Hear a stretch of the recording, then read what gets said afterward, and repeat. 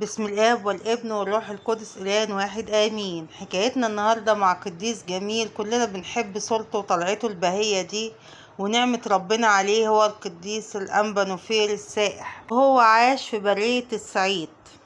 وحركت النعمة قلب القديس بفنوتي المتوحد لأنه يشوف السواح ويتعلم منهم، وربنا قاده أن يمشي في البرية لغاية لما يوصل عندهم. ومن ضمن السواح دول هو الأنبا نوفيل السائح اللي احنا هنتكلم عنه النهاردة، وده علشان هيكتب سيرتهم العطرة وتبقى معاه.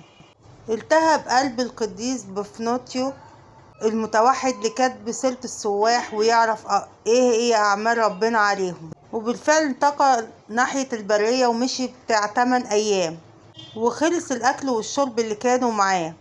وبالفعل أغمى عليه من كتر التعب والإجهاد الشديد في المشي في الصحراء، لكن ربنا ظهر له الملاك على هيئة إنسان، لمس شفتيه وبارد جسده، وقدر إنه يقدر يقوم تاني ويكمل السير في البرية عشان يبحث عن الآباء السواح دول ويتعلم منهم.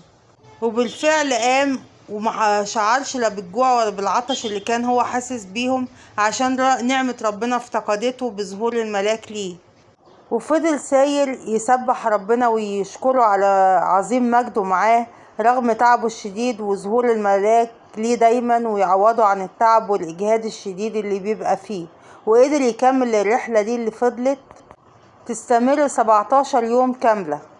وفجأة لقى قدامه القديس الأنبا نوفيل بشعره الطويل مغطي جسمه كله ولحيته، وبتغطيه منطقة من الأزر بالليف، واتخض جدا من شكله حتى انه استخبى ورا الجبال، لكنه طمنه وقال له انا انسان زيك، انا من ضمن الاباء اللي في الصحراء. وفضل يتكلم معاه فاطمن له وبارك ربنا في قديسيه. وكمان رسموا علامة الصليب وقالوا الصلاة الربانية سوا، وقعدوا يتناقشوا في امور ربنا مع بعض. وهدي اكتر واكتر لما لقى قديسنا بيناديله باسمه بفنوتي، وقال له انه لازم يخبره بسيرته، ازاي وصل للصحراء ديت وازاي عاش فيها ونعمة ربنا وعظايمه عملت ايه معاه. وابتدى بالفعل يخبره ان هو راح في برية الصعيد في احد الاديرة منذ 60 عام علشان يطلب طلب الرهبنة منهم، واللي هو اشتاق ليها من صغره. وقلت لهم انا كنت اتمنى ان اكون من اوائل الناس اللي تشهد للمسيح في حياتها، وبيتركوا كل شيء من أجل محبتهم للسيد المسيح. وكان الدير في الوقت ده فيه 104 من الشباب والشيوخ فقط هم الرهبان، وكان الرهبان بيعلموه حياة النسك والصلاة الشديد عشان مواجهة الحروب وعدو الخير، وقوانين الأصوام والمزامير وقراية الكتاب المقدس. وفي يوم سمع الآباء الرهبان بيتكلموا عن الآباء السواح اللي نالوا نعمة كبيرة في عيون ربنا، وبيحصل منهم معجزات وحضور القداسات وهم آباء سواح. فاتمنى لو كان واحد منهم زي إيليا النبي ويوحنا المعمدان، وفي آباء كتير طبعا. وساعتها القديس نوفيل سأل آباء الشيوخ مين أفضل مننا، هل هم أفضل مننا؟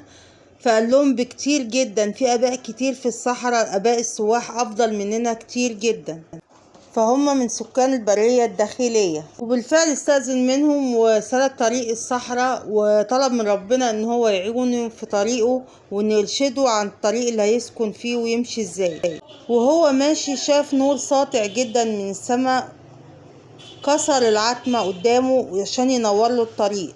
وكمان ظهر له الملاك فخاف جدا وفكر انه يرجع تاني للدير، لكن الملاك قرب منه وطمنه وقال له ان هو بإرشاد من ربنا جاي يفتقده، وانه هيوصل للمكان اللي ربنا اختاره ليه. ففرح جدا ببشارة الملاك وقعد يقرأ في المزامير ويتهلل في الطريق حتى وصله للمكان اللي هو كان هيوصل إليه، وكل ده والملاك ماشي جنبه. وعرفه أثناء السير بقديس تاني من السواح، وعلمه ازاي ان تكون الأمانة ومحبة المسيح أساس في كل طريق. وبعدين هم ماشيين لقوا نخلة بتطرح بلح كتير جدا، وهنا وقف عندها الملاك وقال له انت هتسكن هنا، وان بلح النخلة ده كان بيكفيه في أكله وشربه، وكان مبسوط جدا ان ربنا هيرعاه سنين عمره في الصحراء. وفضل فيها لمدة 60 سنة ما شافش وجه إنسان.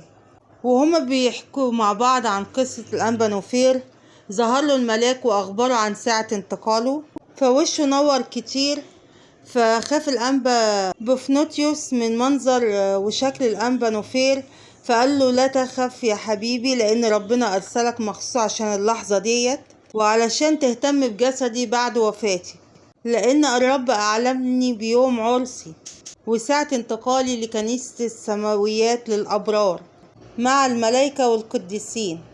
فقال له يا أباتي أنا كنت أتمنى أني أسكن معاك في المغارة دي وأكمل طريق الرهبنة زي ما أنت سلكت فيها.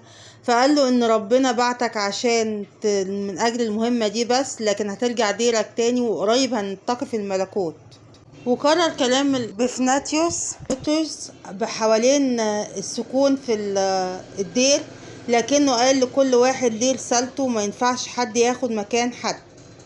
وانحنى الأنبا نوفير والأنبا بفنوتيوس وركض في الرب، وفعلا أخدوا وكفنوا وحطوا في نفس المكان. لكن العجيب ان الشجرة النخلة دي جفت بعد وفاة الأنبا نوفير اللي كان بياكل ويشرب منها، على أساس ان خلاص ده آخر واحد عاش في المكان، وكأن حتى الشجرة حزنت لوداع الأنبا نوفير.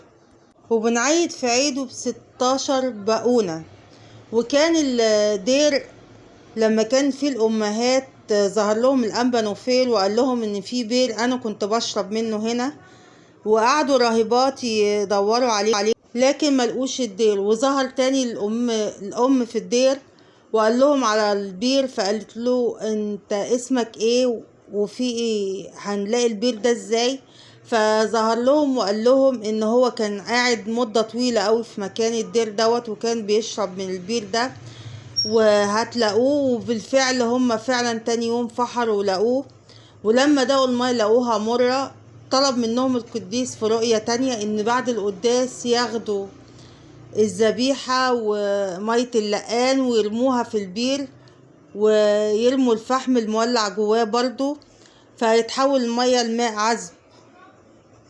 وبالفعل بعد القداس لقوا المية فعلا تحولت لمية عذبة بعد المية المرة اللي كانت فيها البير.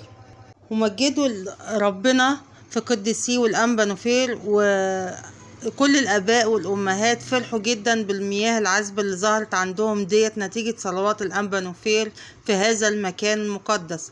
ولغاية دلوقتي الناس بتاخد من البير ده مية لغاية وقتنا هذا، وبتتبارك بيه في البيوت وبيحصل منه معجزات.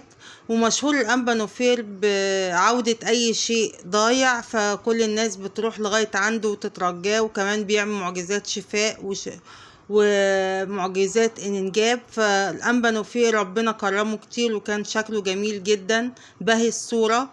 فبركة صلواته تكون معاكم ومعانا آمين يا رب. ما تنسوش تشاركوا معانا في قناة نور القديسين يفرح. ربنا دايما يفرح قلوبكم بكل غالي، واذكرونا دايما في صلواتكم امين. بركات القديسين والأنبا نوفير وأمنا العذراء تكون معاكم ومعانا امين يا رب.